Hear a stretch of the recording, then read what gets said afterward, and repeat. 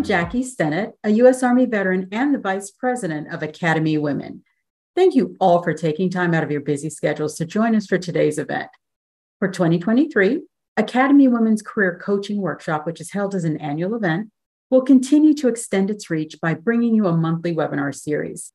As with our annual career workshop, which will be held this year as a hybrid event on 13 April with options to attend in person or virtually, the monthly webinar series will provide insights from subject matter experts and thought leaders who share their knowledge on a broad array of topics designed to support the professional and personal development of military leaders, where we welcome participants from every branch of military service and every duty status from across the United States and around the globe.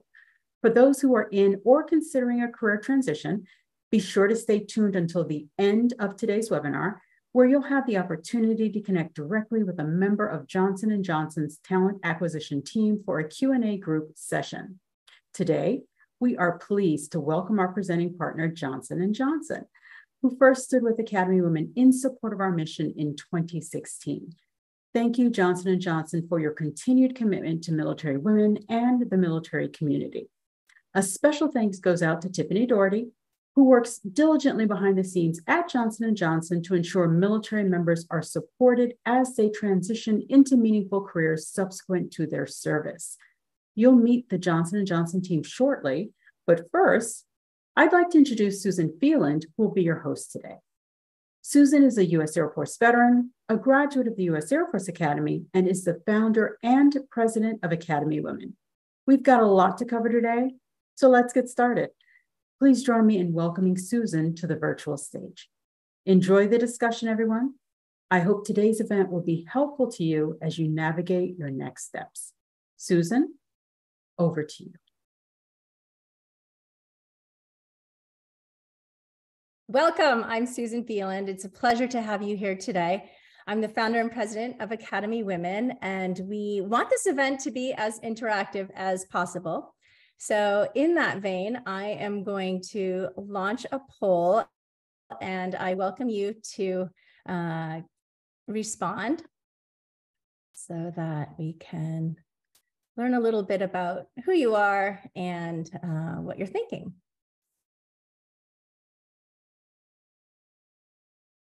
All right, while you are responding to that, I am going to share a disclaimer so that you have a little opportunity to read that before we get started.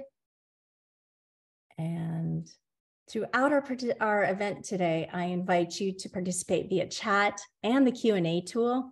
I want you to share your experiences as well as your questions. At the end of our event, we're going to take time to answer the questions so that we can try to give everybody a good feeling about what the opportunities are and some nice insights that you may have if you do pursue a career at Johnson & Johnson. All right.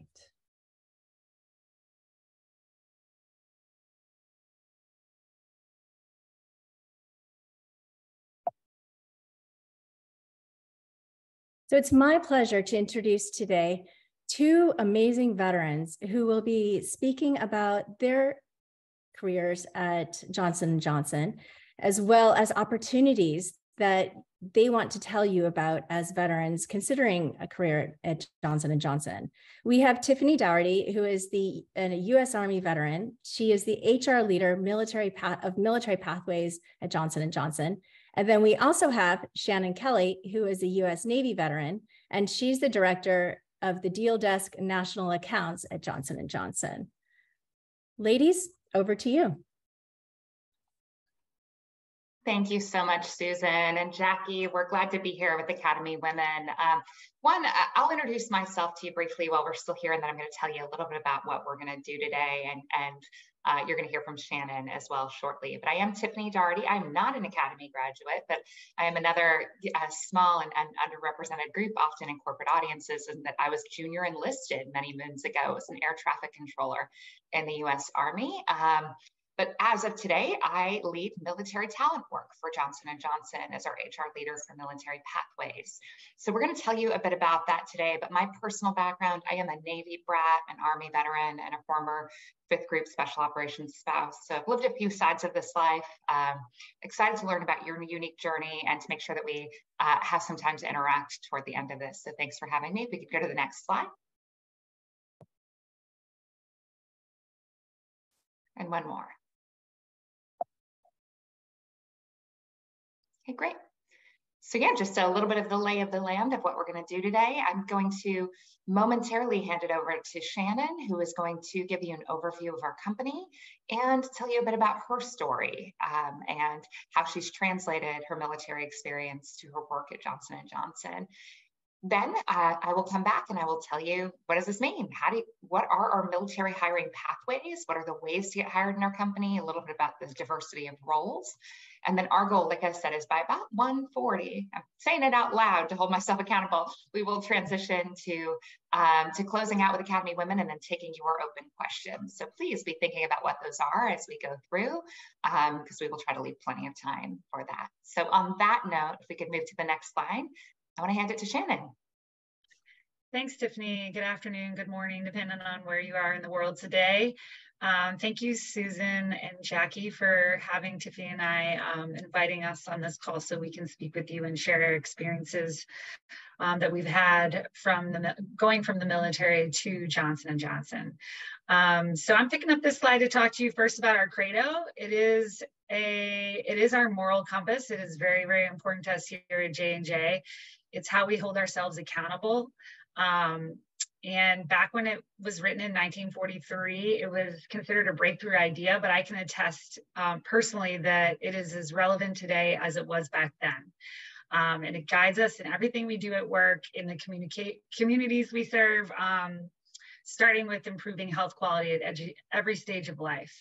So because it is the foundation for everything we do, every solution we deliver, and every person we hire, it's important for us to see how it intersects with every facet of our company and the people we serve, which are our customers and our patients, employees, communities, and shareholders. And from my perspective and what I do in the business, if there is a question of what I should be focusing on when I execute my job on the day-to-day, which I'll get into a little bit more later, I refer back to the credo on my priorities of who I'm serving. Can you go to the next slide, please?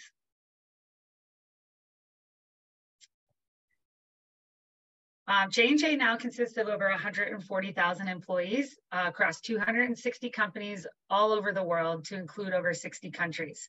And thanks to their collective expertise and dedication, we touch the lives of more than 1 billion people every day. Next slide, please. I believe, and I know my colleagues do, that J&J is a place where you can grow both professionally and personally, and our global reach and different functions that stretch across every facet that you see on this slide gives us the chance to evolve our skills, roles, and goals. So no matter where you work or what you do, you're helping to solve important and impactful problems that matter to not only you, but to your community. I can say personally that there's an incredible amount of opportunity to grow and flex within this company. You're free to move about. And I can speak to this in relation to the military, where there are certain pathways that you must follow in the military to get to the end point that you're looking for. And it's not so much like that in Johnson & Johnson. It's more about what you're interested in doing and where your passions lie, right? And because of the fact that J&J owns all these companies, it exposes you to so much more than you thought you knew, right? So the world is your oyster when it comes to careers at J&J. On the slide, you can see we're actually divided up into 3 sectors today. And I say today because there is, in the future, most likely this year, we will be sectoring off consumer to its own company called Kenvue. However, today we are recruiting for all 3 sectors, and they are included on the website. Those sectors being consumer, pharmaceutical, and medtech. I personally have always supported the medtech side of the business, and I started out as a sales rep.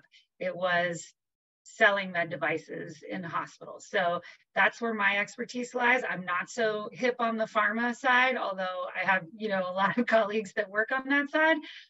Our skills are transferable. So you know, it's possible that I maybe move to that part of the business later in my career. Next slide, please. So I mentioned pharmaceuticals and Janssen. I think most people in the past several years have heard the word Janssen, and our goal here is to create a future where disease is a thing of the past, and we do that by fighting the world's most pervasive diseases. And a big part of what we do on the pharmaceutical side is bring new hope to people in all parts of the world by delivering medicines that can prolong and improve people's lives. So there's a little bit more detail about the pharmaceutical side of the business. Next slide, please. So this is a nice slide that kind of summarizes my career path after graduating from the Naval Academy in 2000. So I was year group 2000. Once I graduated, I went right to flight school and then flew for about 8.5 years.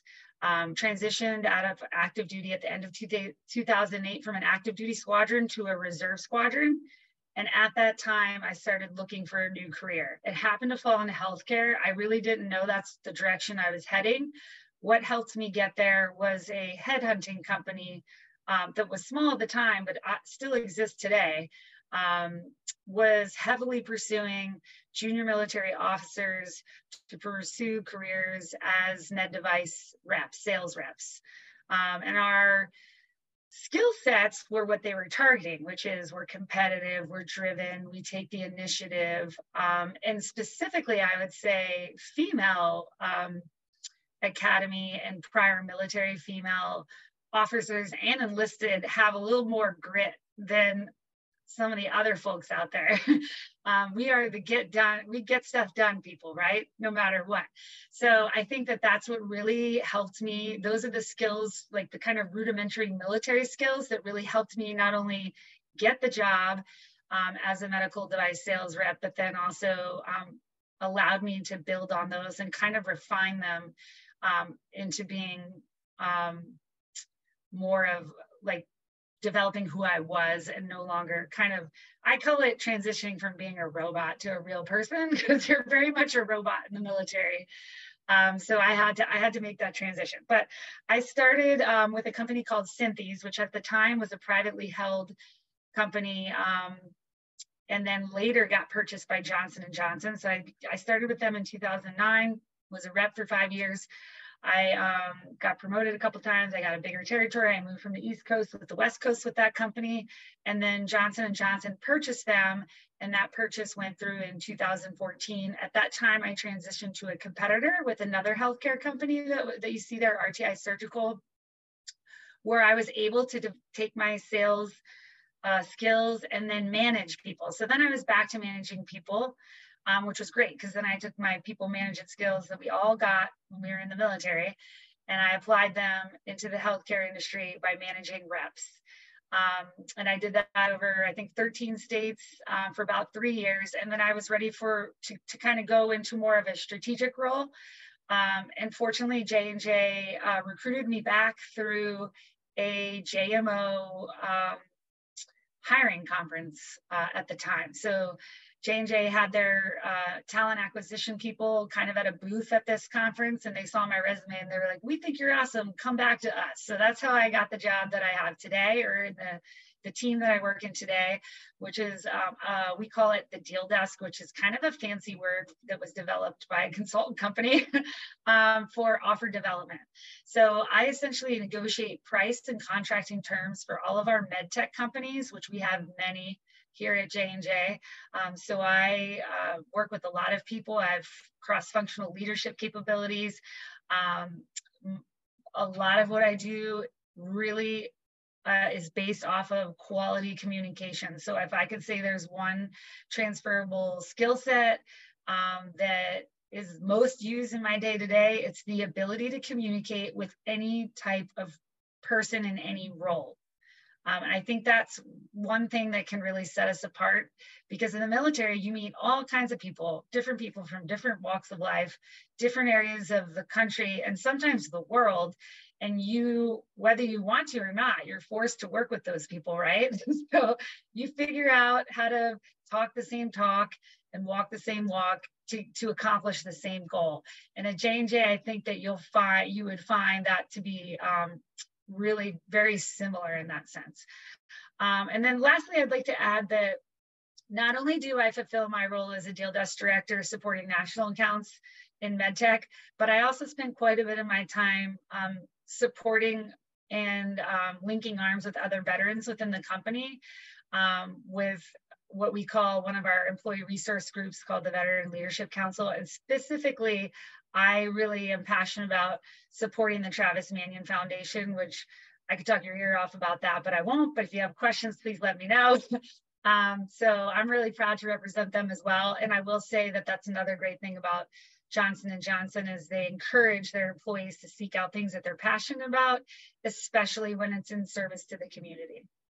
So having said all that, I'm going to hand it back to Tiffany. She's going to get you familiar with all of our veteran hiring programs, and then I look forward to the Q&A. Awesome. Thanks so much, Shannon. And I love you talking about med device. I knew when I joined the company, I came from financial services and it was so foreign. And I was surprised to learn, you know, we say med tech and now med tech, med device.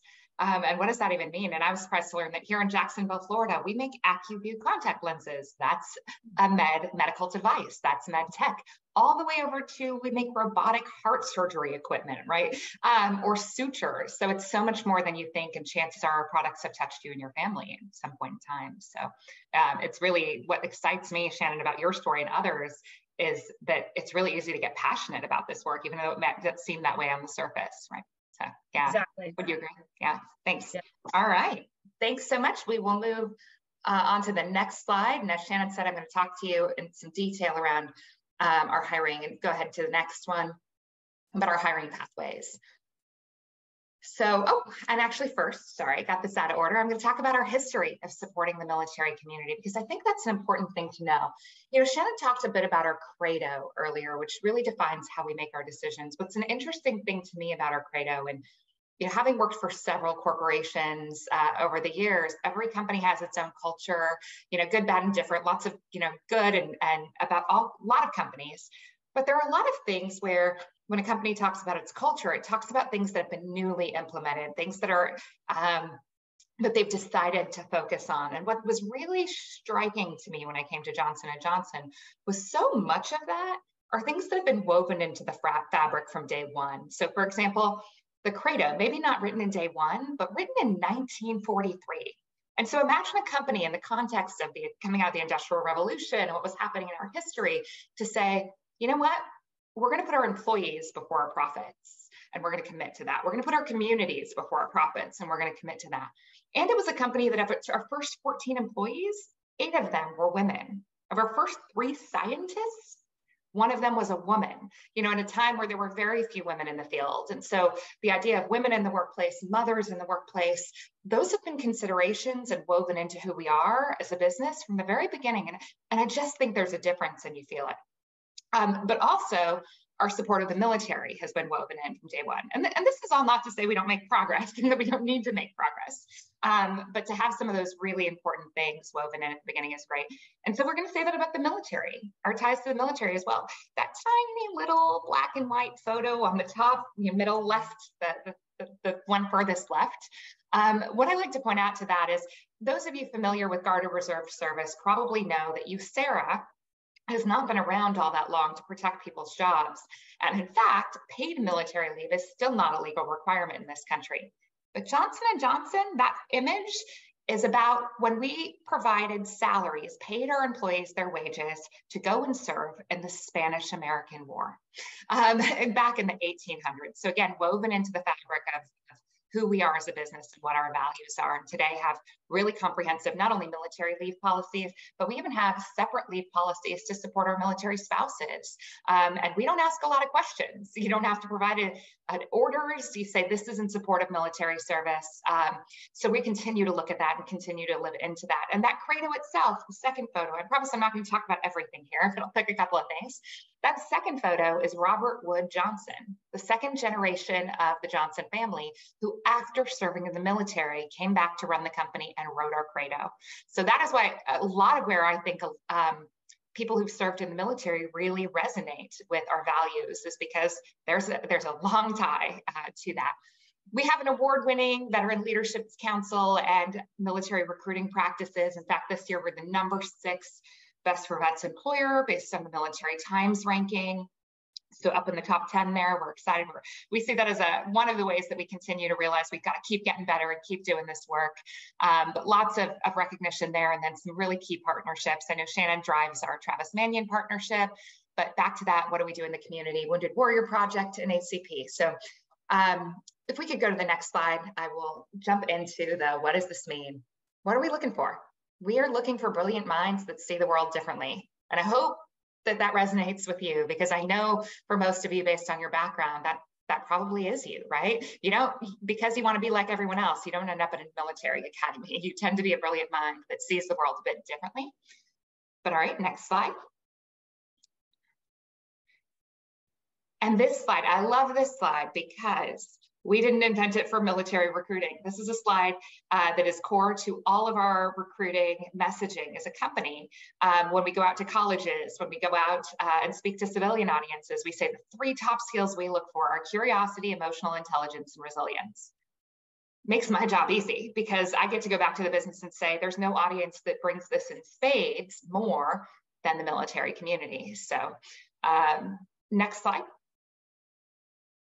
And next. All right, I am going to walk you through giving you some details. And this is the part where I said I would just wanted to level set on some knowledge, and then we'll jump into your questions. So start jotting down those questions.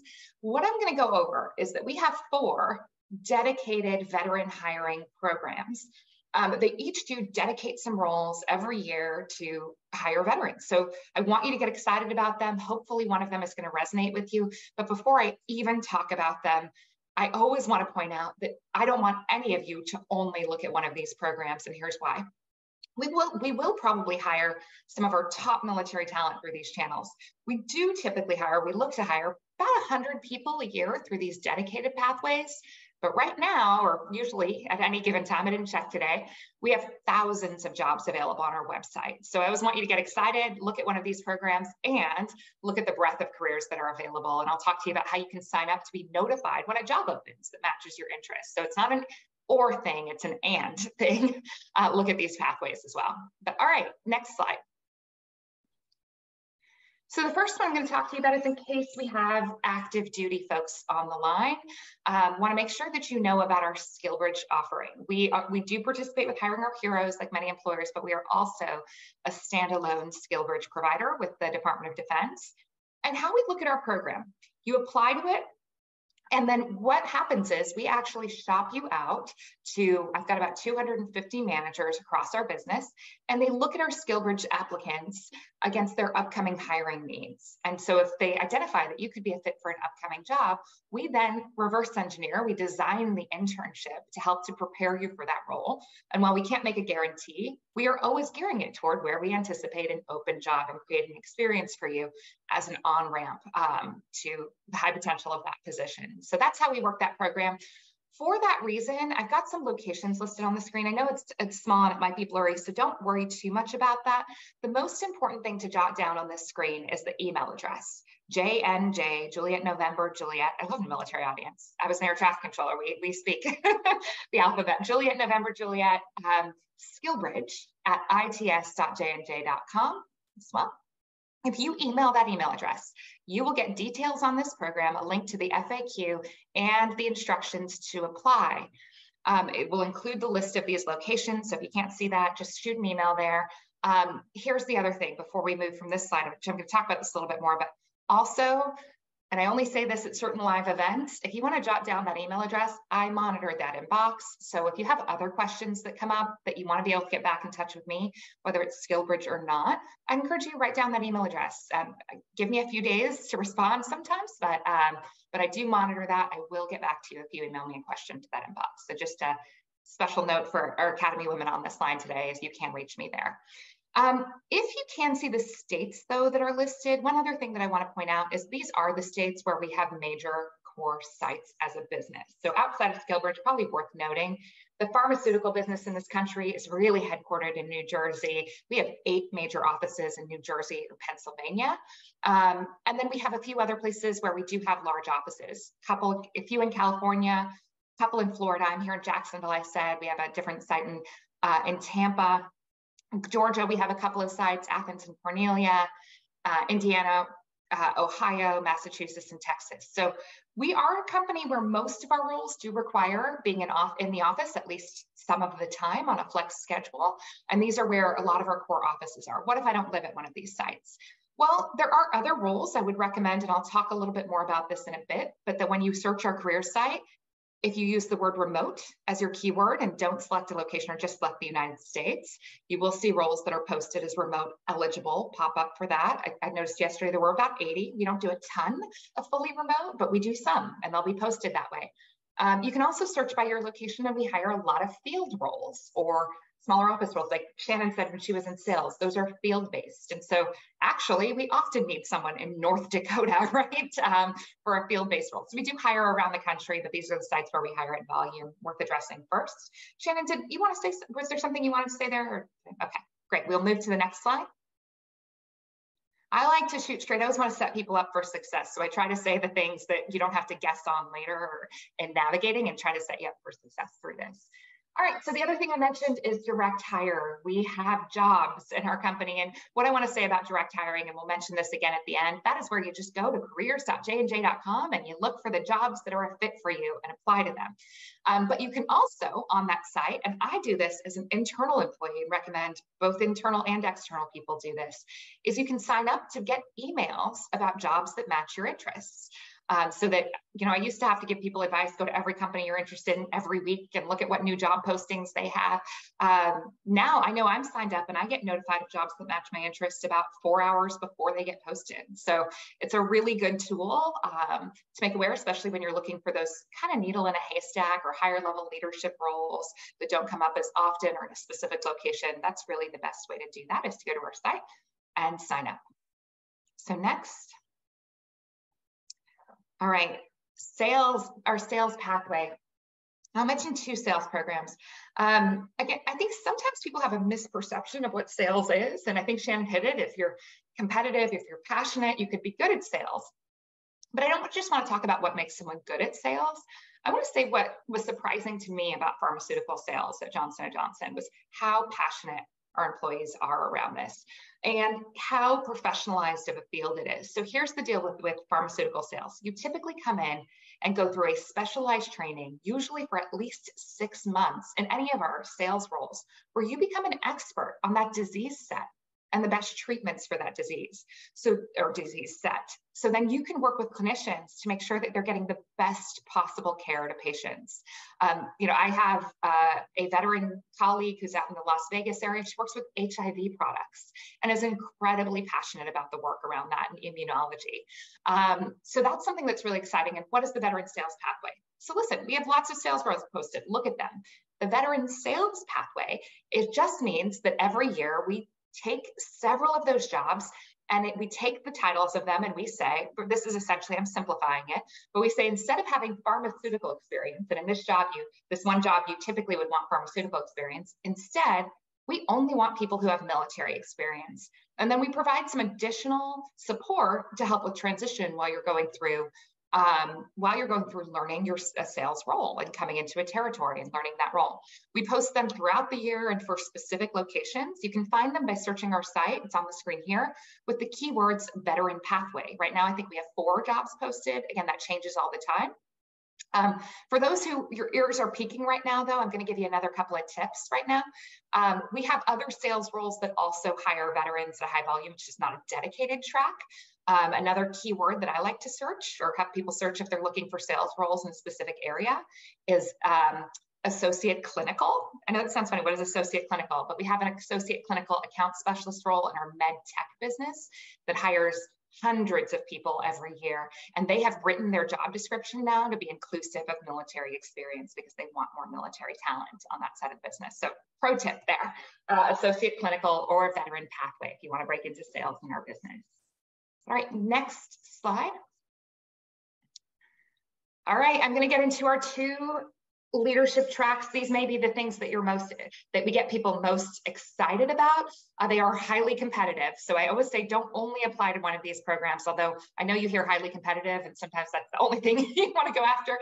Just keep in mind, apply to other roles as well. But this is a really great time that we are having this conversation, because our 2 leadership development programs, the applications are open right now and will probably close in just a few days, meaning I would apply by this weekend if I were someone who was interested in these programs. We recruit for about 1 month a year for this program that starts in July.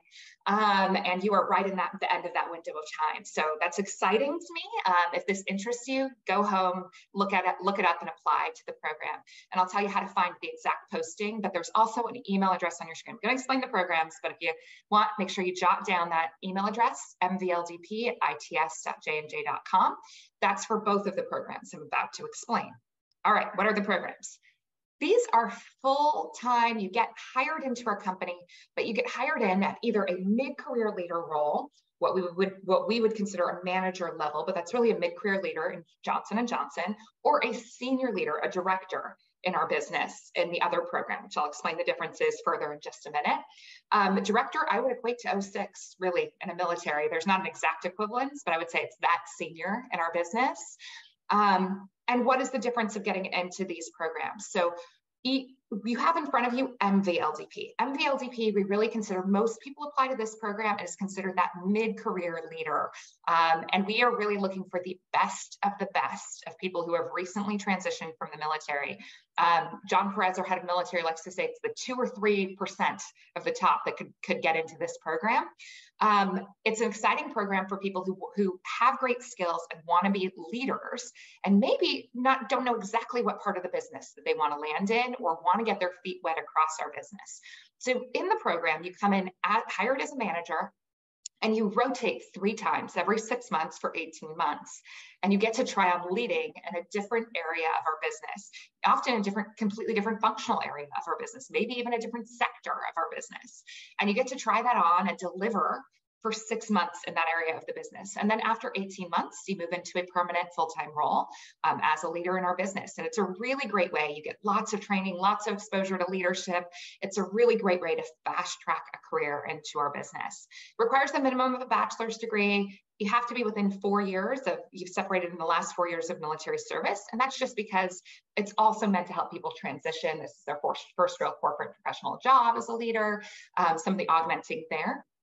It does require relocating to the New Jersey area, but I hope you understand why. I just explained 8 of our 21 large sites in our business are in New Jersey and Pennsylvania. The ability to get that exposure and to try on those different roles really exists largely in there. But I have seen people who in their last rotation arranged to be in another site because they want to land there permanently. I know a couple of people who did that here in Jacksonville, took their last rotation here and landed here. So it doesn't need to be permanent, but it does require relocating to the New Jersey area. All right, MVLDP does not have a rank requirement. EMVLDP, which is the next slide, is the senior level program. If we could switch to that.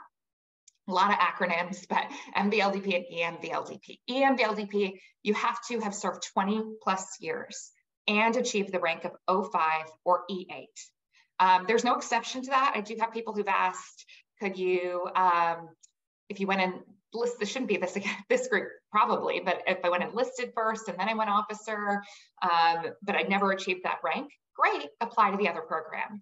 This program, you have to have risen to the leadership level of O5 or E8 plus. Again, that application is open right now. They both start at the same time in July. The other difference that I would point to is that this one, you get 2 rotations because you are trying on a higher level role, which requires a bit more integration.